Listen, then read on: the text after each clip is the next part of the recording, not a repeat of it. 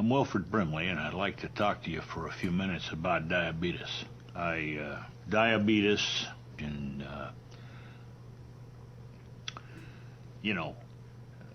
diabetes. Go, go, go, go, go. I'm alright.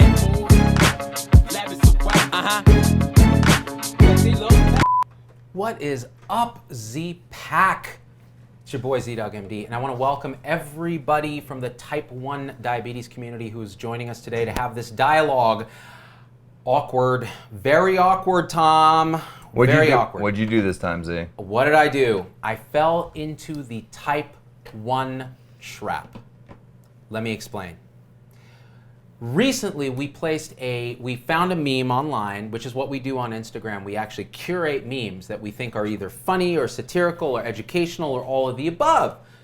Well, we found one that we thought was all of the above, and we posted it, and it got something like close to 3,000 likes very fast because we think it's quite funny. However, we got, in short shrift, very short period of time, more hate than we've gotten from the entire anti-vax community in the entire time we've been doing stuff. But this time it was from a patient community of type 1 diabetics and their families. So what did we do wrong? Did we do something wrong?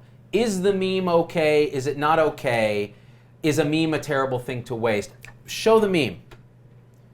So it says custom for the people on the podcast. It shows a pair of really obnoxious toe shoes that everybody hates, and anyone who wears them is weird and wrong.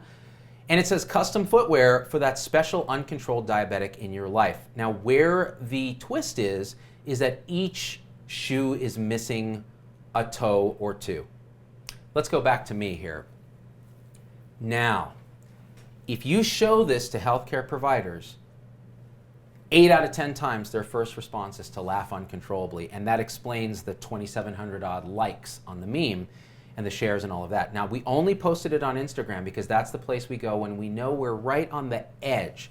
And the reason we felt this one was right on the edge is that it's talking about a complication of a disease. Now, let me explain something here that we got very, very, very wrong. And it was pointed out to us in a variety of different ways, some very productive and some extremely unproductive. Extremely unproductive? You mean like death threats to your family? Yeah, death threats to me and my family, statements like, I hope you get cancer and AIDS. Let me see. Oh, you should get type 1 diabetes because karma is a bitch. Oh, you are stupid AF, this, that, the other thing. Now, we're going to try to keep it clean because I want you guys to share this widely with your kids and stuff, because I think it's important to have this discussion when we get something wrong. Okay, why is that, and what is the right way to have a discourse on the internet, and what's the nature of memes, and what is the nature of type 1 diabetes versus type 2, and all these things. We're going to talk about all that on this show. The reason we're doing this show is because of the general outpouring of criticism that we got for the meme, and the feeling that we really need to talk about this, because our intent when we do satire, the entire movement, the Health 3.0 movement, Z-Dog-MD Industries, the show Incident Report, the Instagram, the Twitter, the Facebook. I hate Twitter, by the way, Tom, you know that. Twitter is the worst. It's as bad as toe shoes.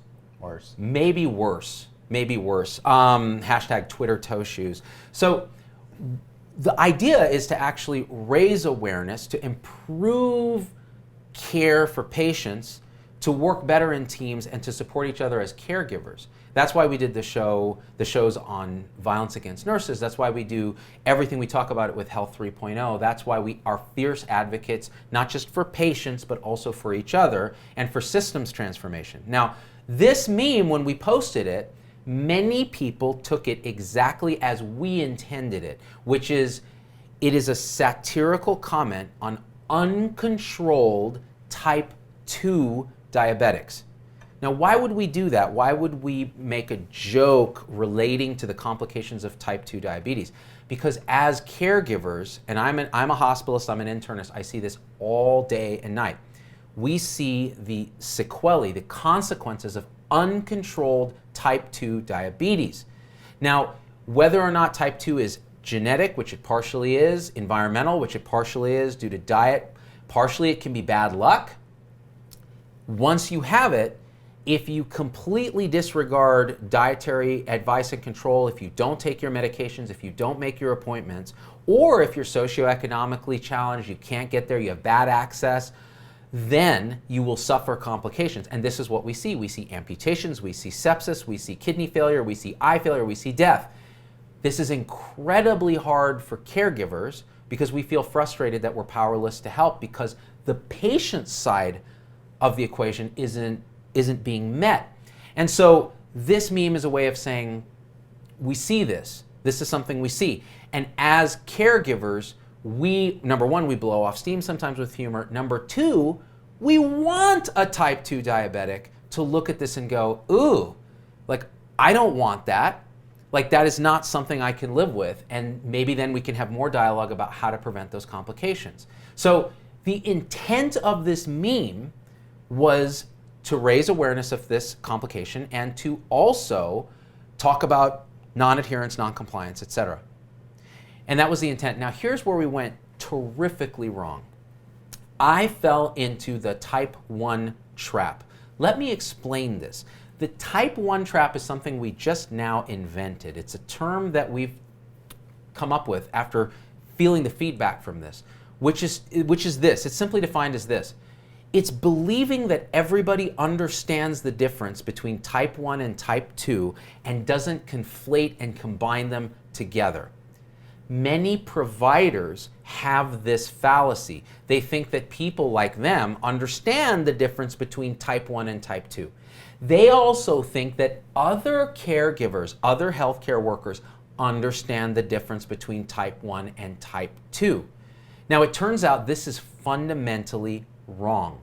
Many people, many people, and the type 1 community will argue this, many people don't understand this difference. And the stigma of a type 1 diabetic being labeled with, oh, you should just cut the carbs. You brought this on yourself with diet. If only you did X, Y, and Z, this wouldn't have happened to you. That is abject garbage, and it is so damaging. So let me just start for a second by just educating people who may not know, who aren't healthcare professionals, or who are and don't understand this still. Type 1 diabetes, okay, comes from, it often starts early in life, often in childhood, but not always. It comes from being unable, your pancreas does not make insulin. And there's a variety of reasons for this, but it doesn't make insulin. So that means you need to have insulin injections to survive, or you will die, or you will have a complication like diabetic ketoacidosis where you're in the emergency room acutely sick, in danger of dying. And if you treat it poorly over years because you don't make your own insulin very well, you have to control your insulin through a complicated means of external insulin, diet, exercise, etc., often in conjunction with an endocrinologist who knows you well and a primary care physician. And even if you do everything right, you can suffer a complication, amputation, blindness or changes in vision, kidney disease, heart disease, etc. Now, to paint type 1s with the type 2 brush, which is type 2 diabetes occurs often, but not always, later in life. It is more often due to a resistance to insulin that you produce. So your pancreas produces a lot of insulin, but you're resistant to it. And if you go long enough like this, your muscles and your liver get resistant to insulin. Your pancreas starts to fail. It actually can't produce enough insulin to keep up, and your blood sugar starts to rise, and then you get all the complications. Now, this has a genetic component as well, but there's a very big dietary component. So to some degrees, type 2 is a result of the way that we eat in the United States, and not necessarily just pure obesity. It's the type of food we're eating. Processed, high carbohydrate, high refined sugar foods can contribute in a genetically susceptible person to the development of diabetes, and we're seeing it as an epidemic. Now, those complications take, again, a while to develop, but a lot of times you can control it with pills, and if that doesn't work, then pills and then insulin, and diet and exercise and other things. It's still hard. You can still have complications even by doing everything right, but it's much more sort of a disease of lifestyle than type 1 is. Type 1 is not. Now, once you have type 1, how you control it with what you eat and how you exercise and how you take your medicines is important. And that means being a partner with your clinicians, which can be hard when there's so much stigma. So what we realized very quickly from the type 1 community reaching out to us immediately saying, no, people don't get this. We see this meme and we think it's about us. We think you are making fun of a complication that is beyond our control in many ways. I'm the mother of a type 1 diabetic who's a child who we spend all our days and nights worrying about titrating doses and are they going to go to a birthday party and eat something wrong and get sick and end up in the ICU with ketoacidosis. When they're teenagers, are they going to take risk-taking behaviors and push the boundaries and end up in an ICU, or worse? Are they going to have at 30 a complication? Eye problems, kidney problems, dialysis, amputation. And then we see a meme like this where you're showing a toeless foot and you're saying for that uncontrolled diabetic in your life. And they are seeing that as pointing at them. Here's the mistake that I made, is not realizing that that was a possibility. I, in my infinite clinical wisdom, assumed that everybody understood that this was about type 2. Now you could argue, well, it's not even appropriate for type 2s. I will push back on you. Because if we don't start holding patient accountability to the same level we hold clinician accountability and we work together, we can't succeed. So a meme like this, apart from being funny because it makes us laugh as caregivers, also points out that adherence and participation in your care is important. Now, where I screwed up is not distinguishing type 1 and type 2, not being sensitive to this community's hurt, because it is deep. It is deep, you guys. Like, you have to understand the messages I got. I'm not going to talk about the nasty death threats because those people can go in a corner and die somewhere. I'm talking about the mothers who said, this hurts me, it hurts my child, it stigmatizes this disease further. And I'm going to be honest with you, the reason I didn't pull the meme, this really kind of came to a head yesterday, that's when the criticism started mounting. The reason I didn't pull the meme is that I will not be intimidated by the faction of this population that is literally threatening my life. I won't do it. I will never bow to bullying. However, the messages I got that convinced me that I missed a piece of this puzzle, that this was something that I am perpetuating a stigma potentially, unknowingly and unintentionally, that is compelling to me. And that's why we're having this conversation now. What do you think, Tom? Well, I think it's an interesting point that you wouldn't even have considered type 1s when we posted the meme at all. It wouldn't even have been in your purview. Now, and is that a failure of mine? I think it is, because if I were really compassionate and understood the situation better, I would have understood that type 1s have this stigma and they're often conflated, and I would never have intentionally posted a meme to hurt them like that. Now, what hurts me a little bit, Tom, I'll be honest, I'm a little butthurt, is people jump to the conclusion that I am intentionally torturing type 1s with this meme. Like, do you not see everything we do every day to fight for patients and providers, that you would that quickly jump to that assumption infuriates me. And what it will cause is me to push back and say, you know what, I'm not taking it down because that wasn't my intent. And there is still good that can come of this meme. And that's why I push back. And people interpret the pushing back as some kind of smug arrogance. That's not where it's coming from. It's coming from a bit of also defensiveness, because you're questioning my integrity as a clinician, as a doctor, and as what we're trying to do, which is build this Health 3.0.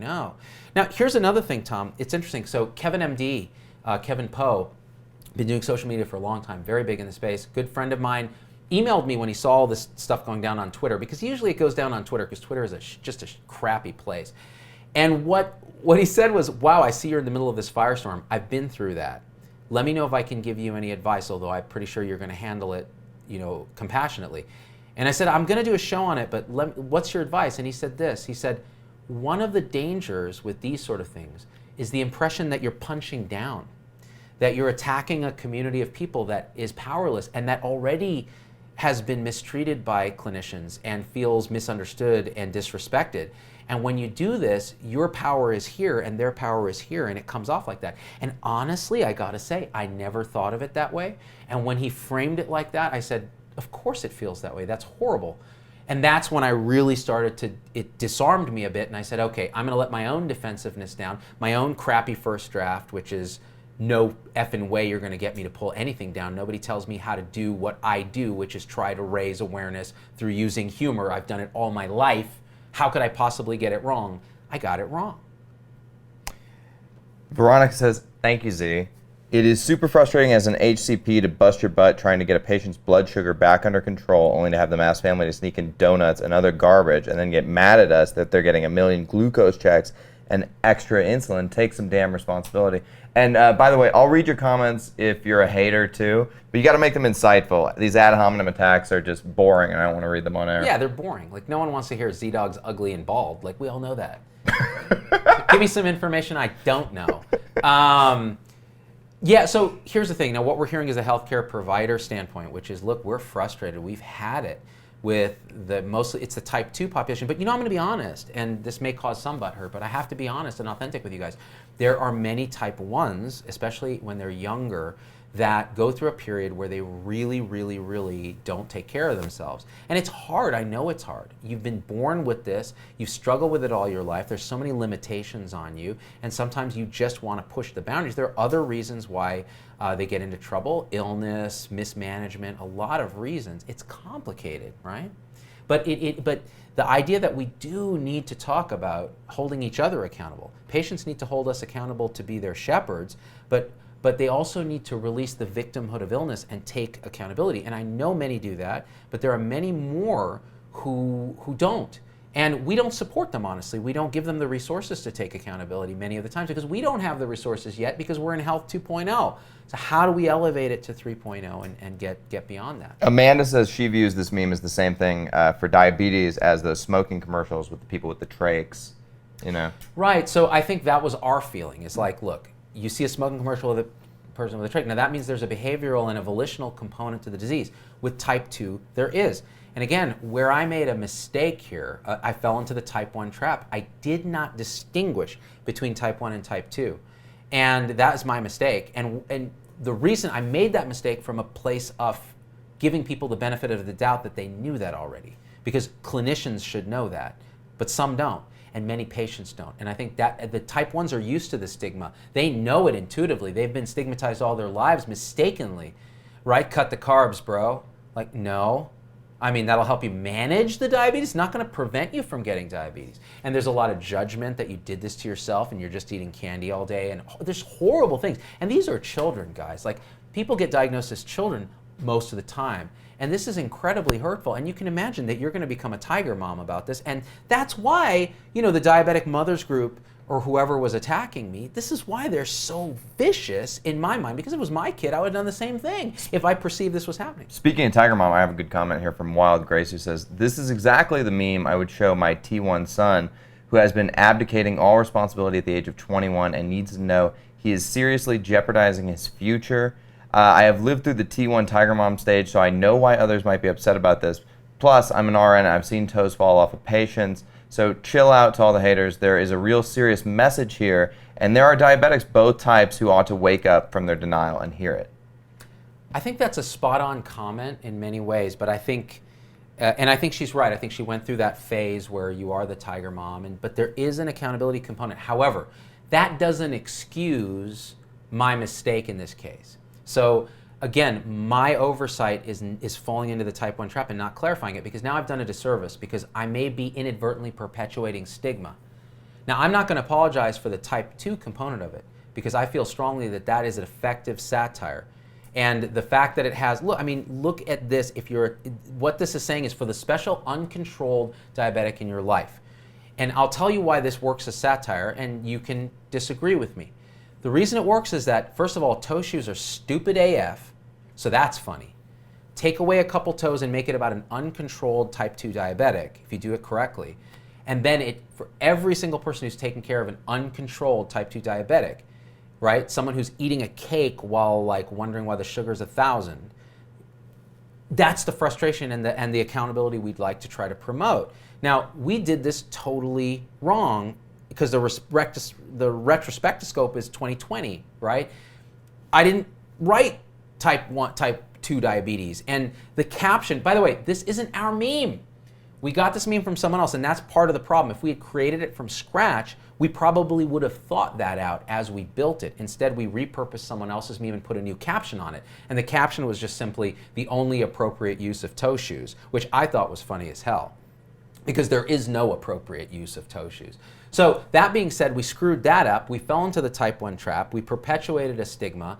And we heard about it from that community. Now, my argument back is like, if you're gonna tell me that I screwed up, do it in a thoughtful way. You should know who I am by now. I am not that guy. I'm not the guy who is gonna torture type 1 diabetic children.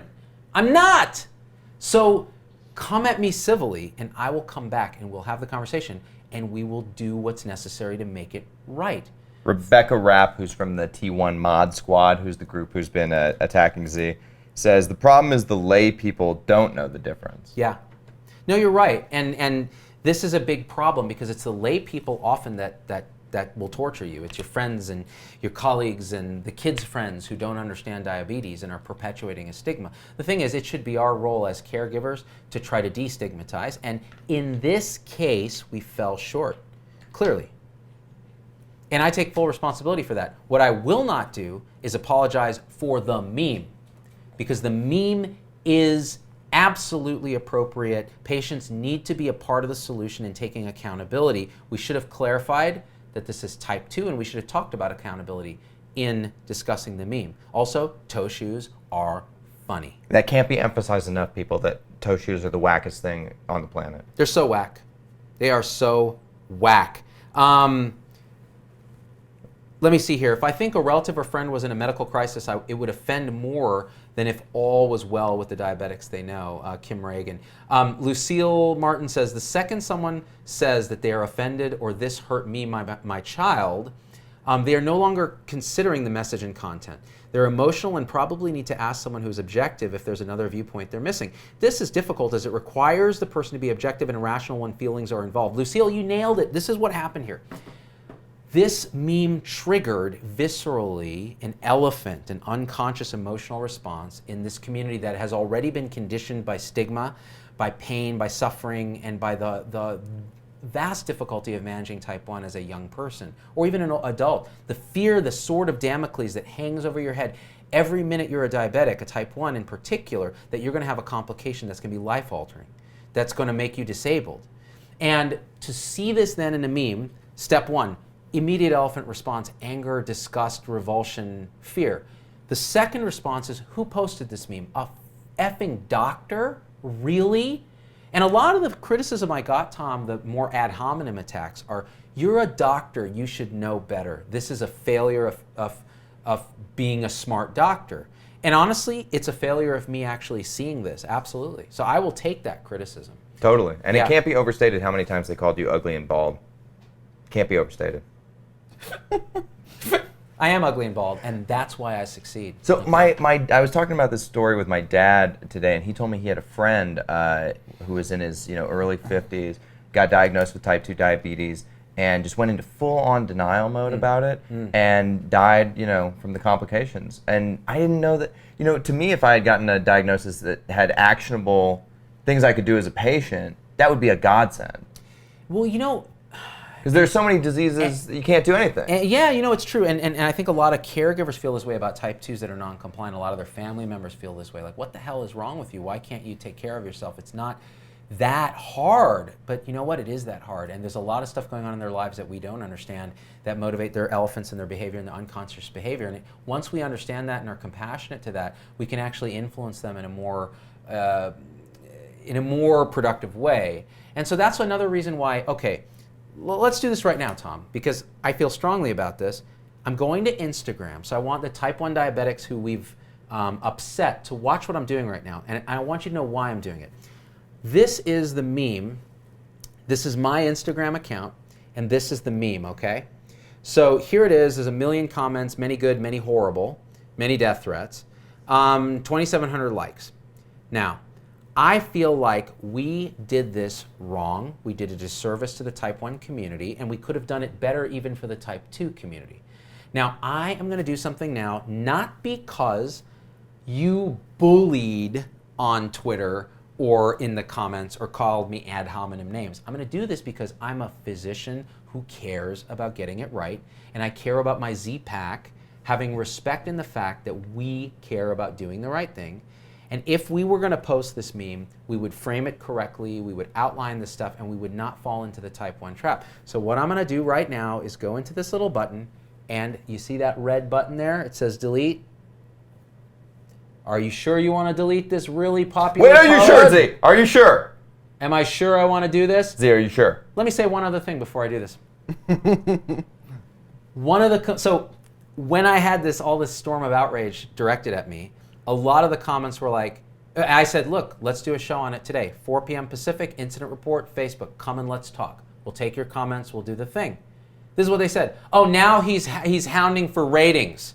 Okay, first of all, there's no effing such thing as ratings on the internet. It's called views, people. It's views. Second of all, this isn't even that viewed. People don't care about me ranting and raving about this, but I care about it. And so I said, look, come and this is where we're going to have the discussion. We're going to do it on the terms of the show. So I am not interested in ratings, because if I wanted to keep ratings, I would keep this post up because it's incredibly popular and has gotten us a ton of likes on Instagram because of the providers who saw it and interpreted it the correct way. But here we go. Quick, before you delete this, I want to read something. Yeah. Carol Johnston says, the truth is, this meme has sparked a debate. If it was a cute little bunny, nobody would have noticed and we wouldn't be here discussing the issue. So good job.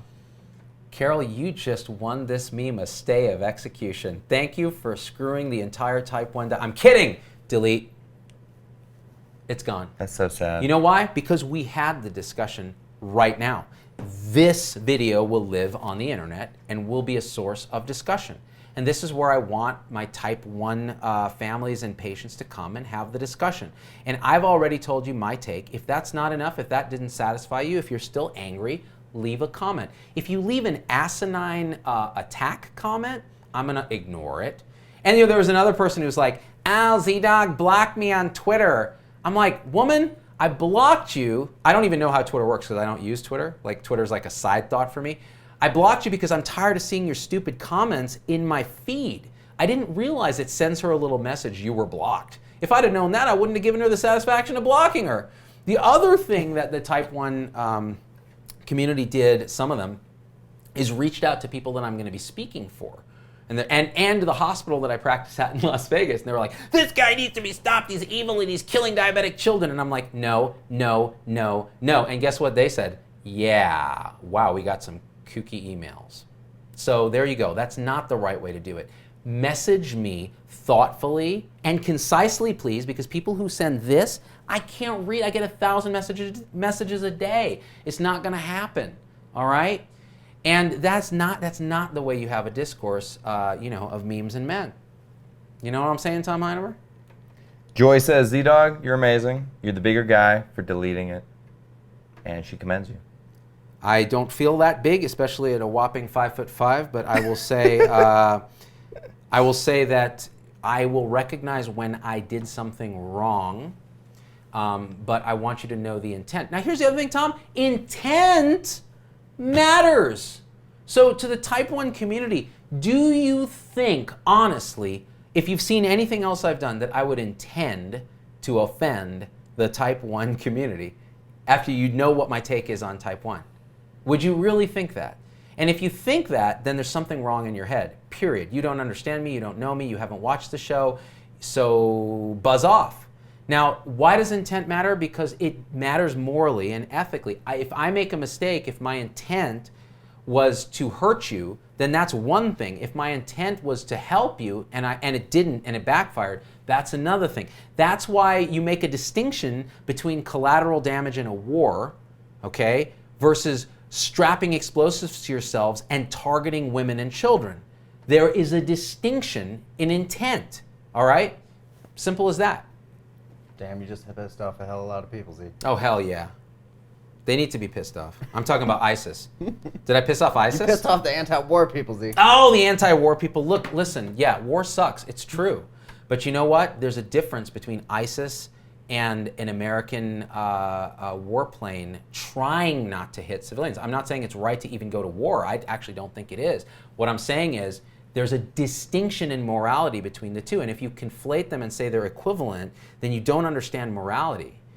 Because an intent to kill women and children versus trying not to in a war situation is a very different thing. Now, should you be there at all? That's a moral question. That's a different question. I'm not going to answer. Logan will be like, America! And I'll be like, hey, bro, Mark. smoke it if you got it. What else we got? Let's have a moment of silence for the meme that died. Let me play the bagpipes.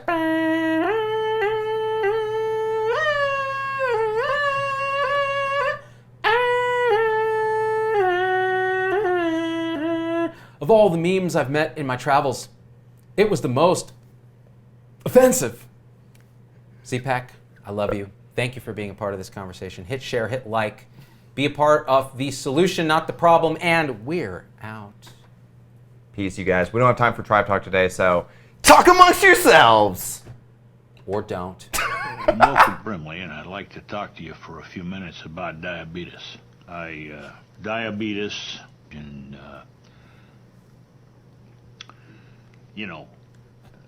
diabetes. Go, go, go, go, go, go. I'm alright. Lab is so wild. Uh-huh.